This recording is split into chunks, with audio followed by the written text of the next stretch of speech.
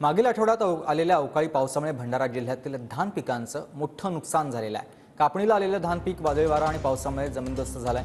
मुसळधार पाऊस पडल्यामुळे शेतात पाणी साचलं आणि कापून ठेवलेला भात पाण्याखाली आल्यानं भाताची मुठ्ठी नासाडी झालेली आहे।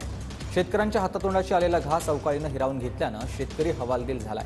किमान हातात आलेला भात पिकाला योग्य दर मिळावा यासाठी पावसात भिजलेल्या धानाला सुकवण्याची शेतकऱ्यांची धडपड सध्या सुरू आहे।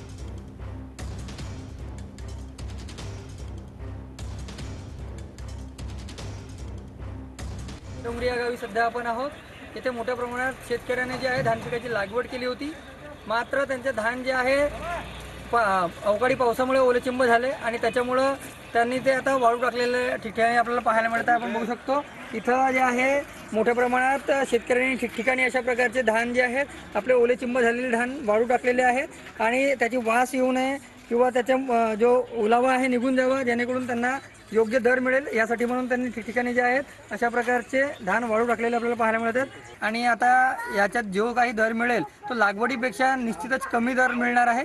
त्यामुळे जो नुकसान आहे त्याची भरपाई मिळावी अशी मागणी अनेक शेतकरी जे आहेत करताना दिसून येत आहेत। रुपेश सपाटे, TVN मराठी, भंडारा।